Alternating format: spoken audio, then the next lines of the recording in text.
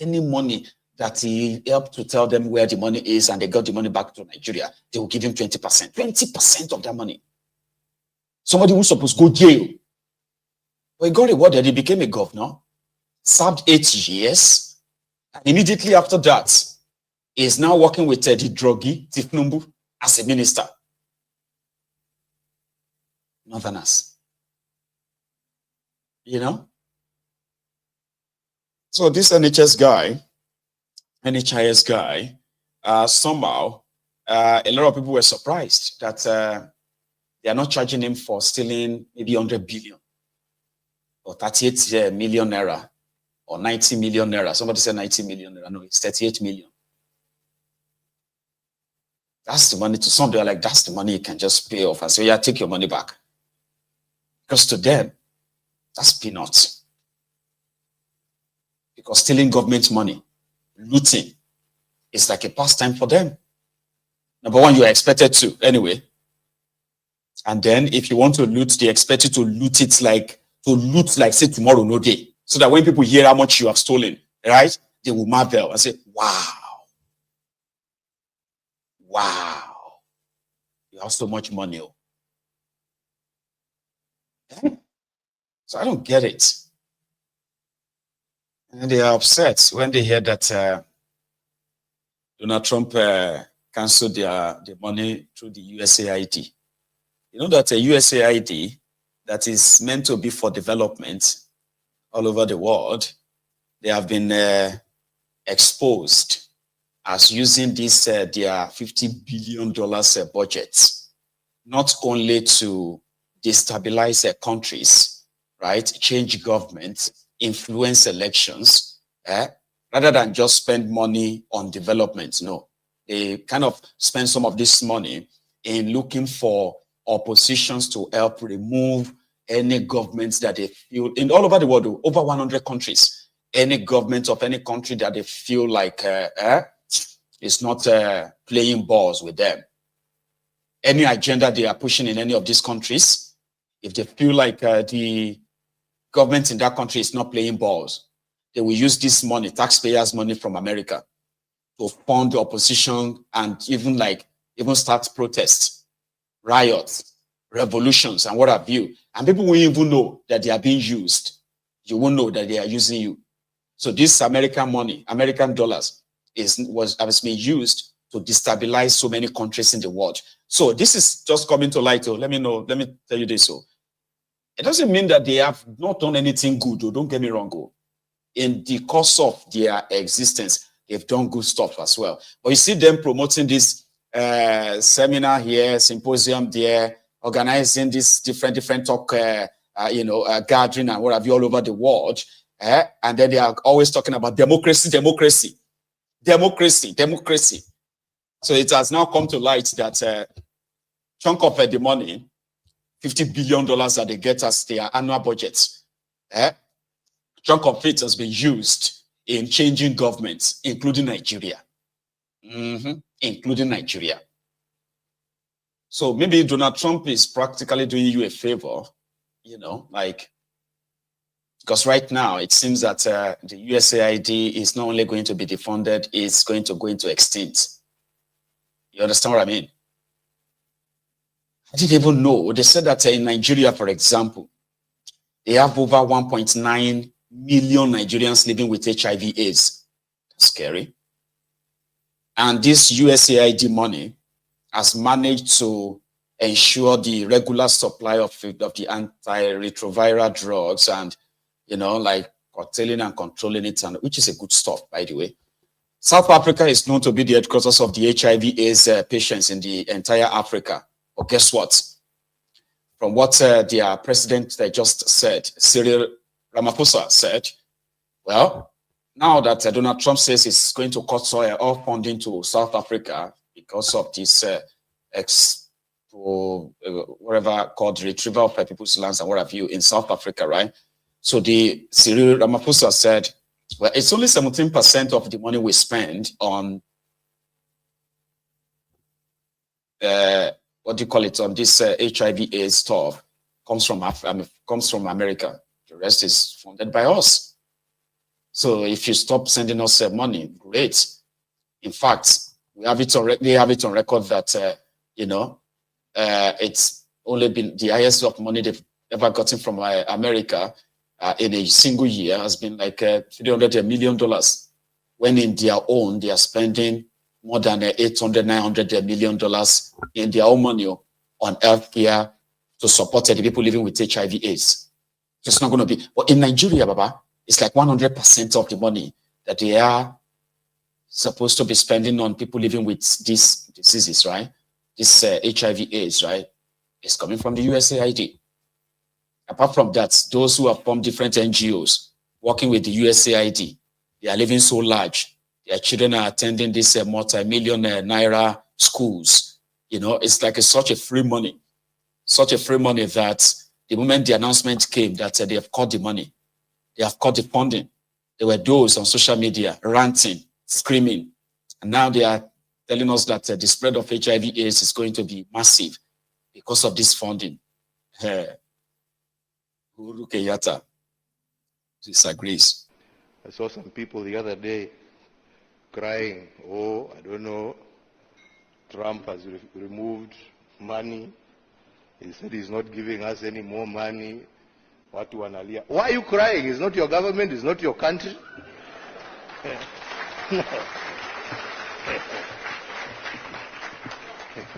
He has no reason to give you anything.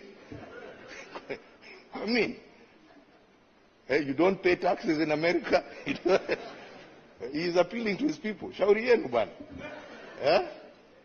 This is a wake-up call for you to say, okay, what are we going to do to help ourselves? Instead of crying, tujiulize, what are we going to do? Haya ametoa hiyo pesa, sasa tutafanya namna gani jameni? What are we going to do? To support ourselves.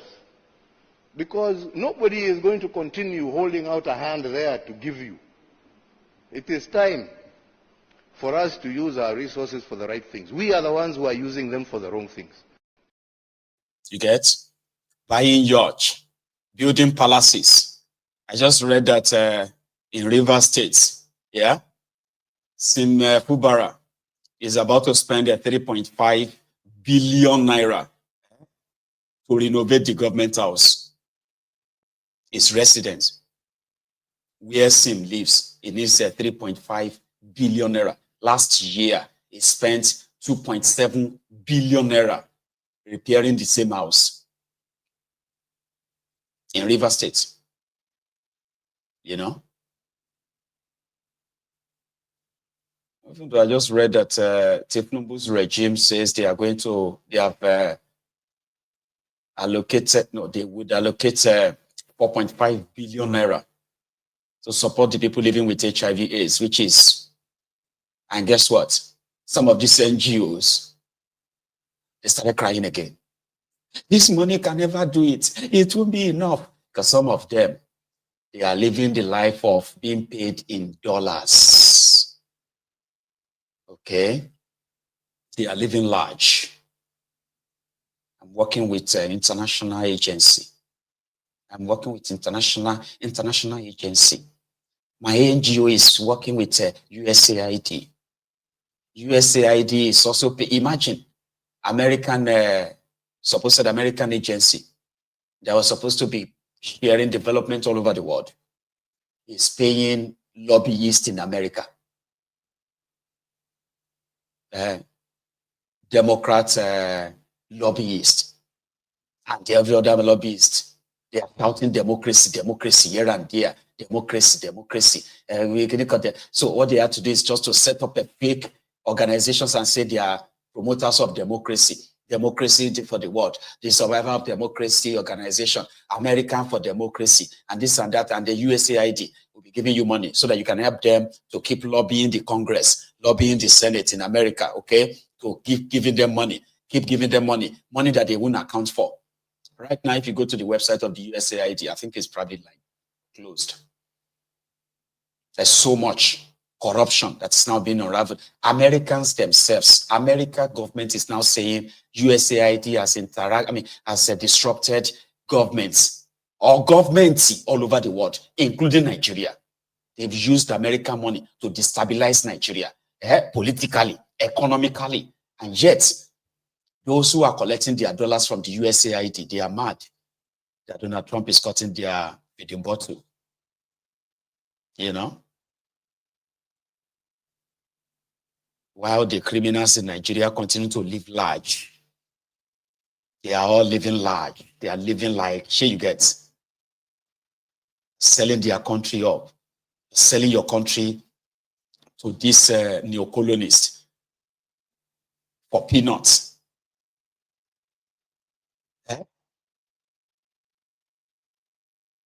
So that may be a good thing after all, you know. Last 2 weeks, the leaders of Ogoni land, the land where Ken Saro-Wiwa came from and got killed, the Ogoni cleanup, the land where, if you are looking for the textbook definition of environmental degradation, take a tour, or sorry, take a bus and go straight to Ogoni land and go and see how the aquatic life has become so dead, and even the environment itself. I mean, people are actually breathing cancer, so to say. They are eating cancer, they are drinking cancer, they are sleeping cancer, they are breathing cancer due to the oil spillage, gas flaring, and all kind of the environmental destructive, stuff that happens in that place. That they have to stop the oil production in that place. Ogoni is in River State, by the way. So Kolu met with their supposed leaders because they needed to start drilling oil in that place again. And they had to give them something, like an incentive. So the incentive that Tinubu offered them, apart from money, all right, is that it will offer them more money. That's the incentive. Except when they woke up today and they said that Tinubu, like he announced to the people of Southern Kaduna that he was going to give them their own university. Yeah, Southern Kaduna people now have their own university, but it is still it's just in name right now. It's not different from that time when Bokwari and Rotifmi Amechi said they are starting, they were going to start a University of Transportation in Daura. How many of you remember that? University of Transportation in Daura. This was in 2020 or 2021. That's like 4 years ago. I don't know if they are still building the University of Transportation in Daura right now. I don't know.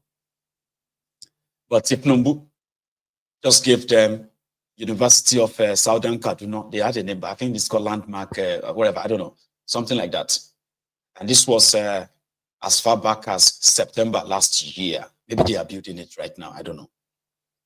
So this morning, Tinubu announced that he is now creating a university, Federal University of Environmental Technology in Ogoni. All right? So as to say, the government is interested in bringing development to Ogoni land. If they carry your university, go Ogoni land, na cancer you go to drink. You don't have water. If they kill any fish in their water, you are eating cancer. I'm not making that up. You just need to visit. All of this is not because they want to bring any development there. Last time that Pastor Ruga was there in Ogoni, they claimed that they have spent $2 billion on Ogoni cleanup, where they were supposed to scrape the earth, the sand and what have you there. They are supposed to scrape everything. Like, let's say scraping it for like 10 feet. It's like digging, and then you have to bring sand from all over the world and pour the sand there so that can be like a fresh sand across Ogoni land, not the contaminated sand. That never happened. So right now, nobody is even talking about Ogoni cleanup anymore. It is Ogoni University. Tell us about it.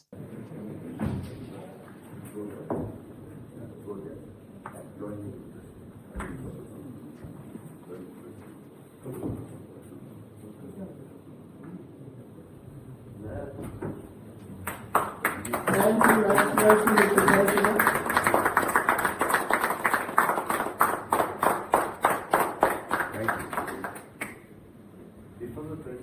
photo session will follow immediately. Yeah. Today marks a significant milestone in our national journey towards environmental justice, education, and sustainable development. I have signed into law the bill establishing the Federal University of Environmental Technology.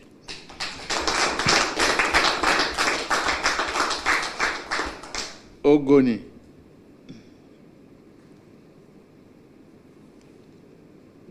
has been in the forefront of our development and agitation, and has suffered environmental degradation true enough to bring knowledge into that environment. In that area, to me, is the most significant thing, as we've heard from the Ministry of Education. It's more than the creation of a university. It is reaffirmation of our unwavering commitment to the people of Ogoni, the Niger Delta, and the entire nation as a whole. For decades, the Ogoni people have been at the forefront of fight for environmental restoration and sustainable development, shaping both national and global conversation on these critical issues. By signing this bill into law, we are taking a decisive step towards addressing historical grievances and creating new opportunities for learning, growth, and prosperity. The university will serve as a center of excellence, equipping young Nigerians with the knowledge and skill to tackle pressing environmental challenges, drive clean energy solutions, and contribute to our national sustainable economic development.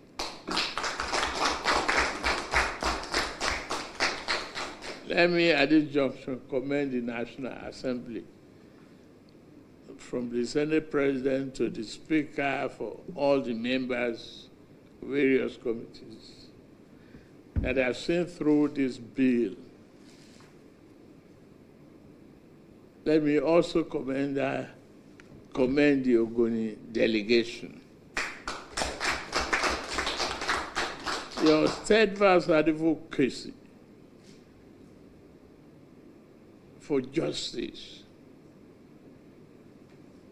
and building the confidence of our people in a peaceful manner is encouraging, and it will be rewarding, I assure you.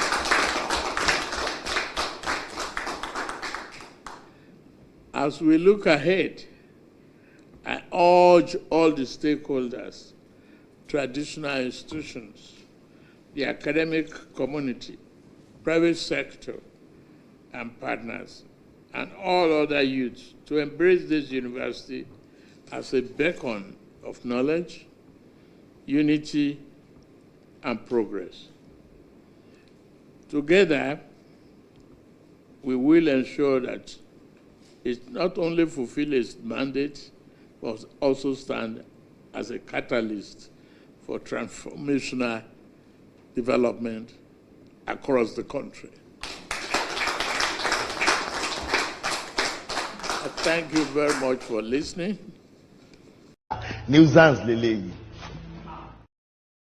That's a Tinubu, University of Environmental Technology, Federal University of Environmental Technology. My goodness. You know, Nigeria is a place where they are not interested